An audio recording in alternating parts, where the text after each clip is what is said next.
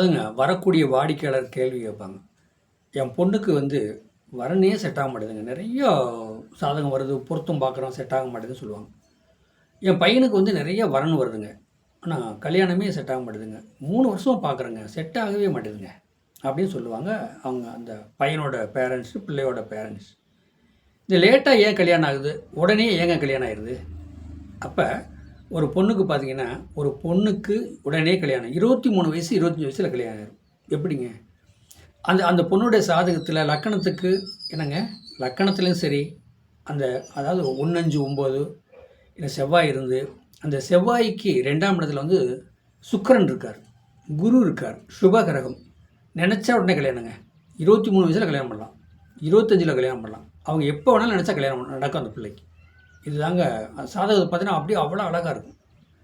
வரன் வரும், அந்த வரன் அந்த பிள்ளைக்கு செட் ஆகிற மாதிரி வரணும், கல்யாணம் முடிஞ்சு போயிடும். படிக்கணும், வேலைக்கு போகணும், சம்பாதிக்கணுங்கிற எண்ணம் உள்ள பிள்ளைங்க தான் அப்படியே தக்க வச்சுக்கிட்டே இருக்கும். இல்லை எனக்கு வேண்டாம், இன்னும் நான் 27 தான் பண்ணுவேன். 23 என்னங்க 23 பண்ணக்கூடாதுங்க. நான் 25 தான் பண்ணுவேன். 25 27க்கு வந்துடுவாங்க.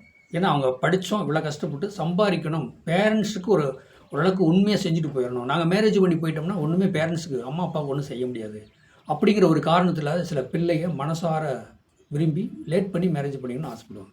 ஆனால் அந்த பொண்ணோட சாதத்தில் பாருங்கள், செவ்வாய்க்கு 2 கூட குரு சுக்கிரன் இருப்பாங்க. உடனே நினச்சி அந்த பிள்ளை கல்யாணம் பண்ணலாம்.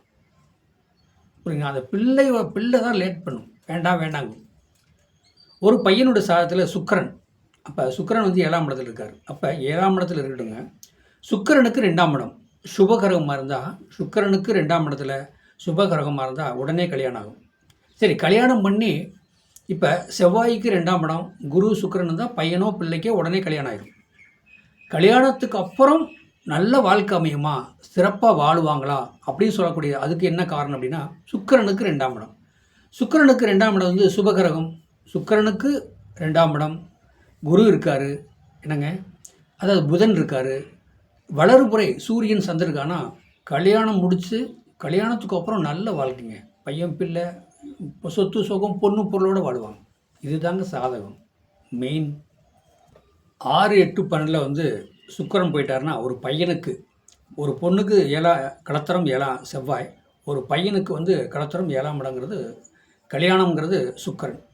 ஒரு பையனுக்கு சுக்கிரனை பார்க்கணும், ஒரு பொண்ணுக்கு செவ்வாயை பார்க்கணும். அப்போ அந்த சுக்கிர பகவான் 3, 6, 8, 12 போய் மறைஞ்சிட்டாரு, பிரச்சனை சிக்கலில் போயிட்டாரு, இந்த பையனுக்கு வரனே கிடைக்காது அப்படின்னு சில பேர் அவங்களே பார்க்க சொல்கிறாங்க. அப்படிலாம் கிடையாது.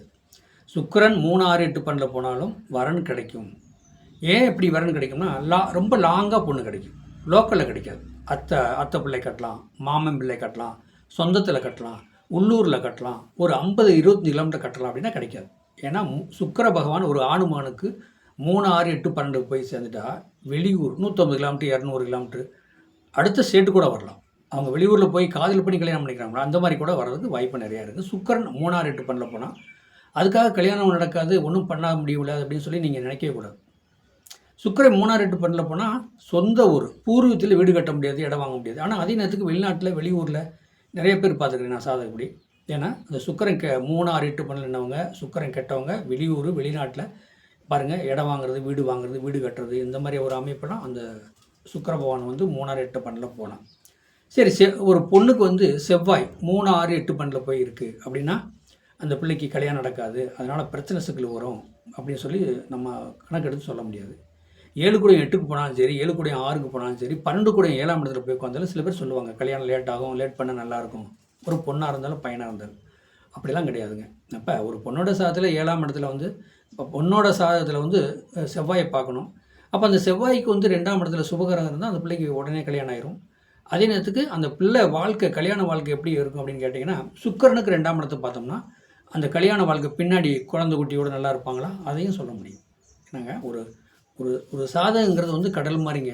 பாருங்க, எம்டி கட்டுறதுக்கு ஒரு மாதிரி பலன், கிரகம் இருக்கிறதுக்கு ஒரு பலன், கிரகம் சேர்க்கைக்கு ஒரு பலன், சுபகிரகமெல்லாம் சேர்றதுக்கு ஒரு பலன், சுபகிரகமெல்லாம் சேர்ந்து லக்கணத்தை பார்த்த ஒரு பலன். இப்படி பல காரணங்கள் இருக்குங்க. என்னங்க, இப்போ ஒரு 5ஆம் இடத்துல என்ன சொல்கிறதுங்க, ராகு இருக்குது, செவ்வாய் இருக்காங்க, என்னங்க, சனி பகவான் இருக்காங்க, இப்படி கெட்ட கிரகம் இருக்குது. அப்போ அதே நேரத்துக்கு பார்த்திங்கன்னா தேய்புரை சூரியன் இருக்காங்க. இதே குரு பார்த்தா அந்த தோஷமெல்லாம் கலைஞ்சிருங்க, அந்த தோஷமெல்லாம் போய் நன்மை நடக்கும் அந்த இடத்துக்கு. அந்த 12 பாவகத்துக்கும் அந்த பாவகத்தில் வந்து என்னங்க ராகு இருக்காங்க, செவ்வாய் இருக்கிறாங்க, அது சூரியன். அப்போ தேய்பிர சூரியன் இருக்கிறாங்கன்னா அது பாவகிரகமாக வருவாங்க. அதை வந்து பாவகிரகம் அந்த இடத்த அந்த பாவகத்தை பாவம் பாவம் பண்ணும், அது சரியில்லாமல்னு சொல்லக்கூடாது. அதே நேரத்துக்கு குரு பார்க்குறாரு அதை அந்த இடத்த பார்க்கும்போது சுவிட்ச் ஆயிரும். குரு நிற்கிற இடத்தான் பால் பண்ணுவார், பார்க்குற இடத்த விருத்தி பண்ணுவார். எதை விருத்தி பண்ணாலும் பண்ணுவார், நல்லதை விருத்தி பண்ணுவார். இதை வந்து நம்ம மெயினாக பார்த்துக்கணும். ஒருத்தர் தப்பான பலன் சொல்லக்கூடாது.